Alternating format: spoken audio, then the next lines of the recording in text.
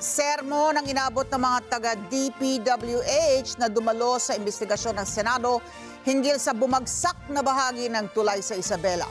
Dahil sa tila kawalan ng aksyon na panagutin ng mga responsable sa insidente.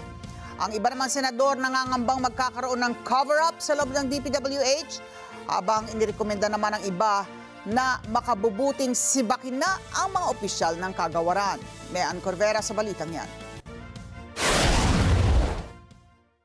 Kung meron kalokohan dyan sa design. Nasermonan ng mga senador ang mga opisyal ng Department of Public Works and Highways sa pagdinig ng Senado sa bumagsak na isang bahagi ng tulay sa Kabagan, Isabela. Sa pagdinig ng Senate Pro Ribbon Committee, kwinestyon ni Senador Alan Peter Cayetano ang DPWH bakit wala man lang nasibak o nasuspinde sa nangyaring kapalpakan sa pag-collapse ng tulay.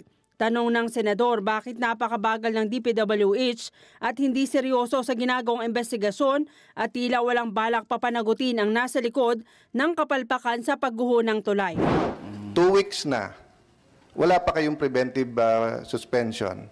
So kung meron kalokohan dyan sa design, sa testing, napalitan na by now. Kasi the purpose of the preventive suspension, whoever is there, is not to say you're guilty. Di ba? So ngayon, for example, I'm in charge sa Senate, ng new Senate building. Kung may mangyari ngayon dyan, dapat I am barred from dealing with anything there or my predecessor.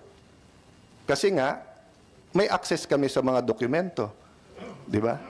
Pangamba ni Cayetano maaaring magkaroon ng cover-up sa loob ng DPWH dahil hanggang ngayon walang malinaw na opisyal o pangalan na dapat managot.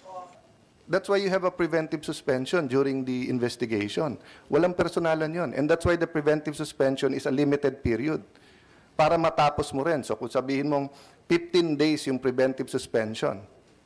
Di ba? So sa 15 days, bibilisan mo yung investigation kasi kawawa naman yung official na yon na walang kamalay-malay. Pero preventive suspend mo precisely to protect the investigation.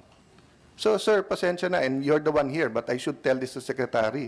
Parang hindi kayo seryoso sa investigation na to. Pero si Senador Ramon Bong Revilla Jr. iminungkahing sibakin na ang mga opisyal ng DPWH. Heads must roll. Hindi pwedeng isang masaklap na pangyayari na lang ito na isang kwentong nag-viral. Dapat may managot. And let the axe fall where it must. Nakakagigil, Mr. Chair, nakakagalit, nakakapanginig ng laman. It's instances like this which erode public's trust in government and its efforts. February 27 ngayong taon nang bumagsak ang isang bahagi ng tulay matapos dumaan ang truck na may kargang mga bato na ayon sa DPWH ay lagpas sa weight limit 1 linggo matapos itong buksan sa publiko. Lumitaw naman sa investigasyon ng Senado na 2018 pa, nakitaan na ng cracks ang segment 8 ng tulay mula sa bakal hanggang konkreto na ayon sa DPWH questionable na ang integridad pero 2022 pa nakapagsagawa ng retrofitting. The integrity is already questionable by that time. Okay. Because it is not yet subjected to load and there are already perceived defects. Definitely there must be something wrong. Absent sa pagdinig si DPWH Secretary Emmanuel Bonoan kaya nagbanta si Cayetano na ipapasabi na ito. Yan ay kapag nabigong magbigay ng paliwanag ngayong araw ang kalihim ano ang nangyari sa kanilang investigasyon sa bumagsak na tulay. Inatasan rin ng senador ang DPWH na magsumite ng mga pangalan ng mga contractors na na-blacklist at napatawan ng parusa ng DPWH kasama ng listahan ng mga ginawang tulay at kanilang kapasidad. The only thing they did is actually gather all the documents, no? But even the forensic or the analysis of the documents, hindi masagot bakit dumoble yung price nung unang kontrata at bakit yung retrofitting ay chinarge sa gobyerno instead of sa kanila.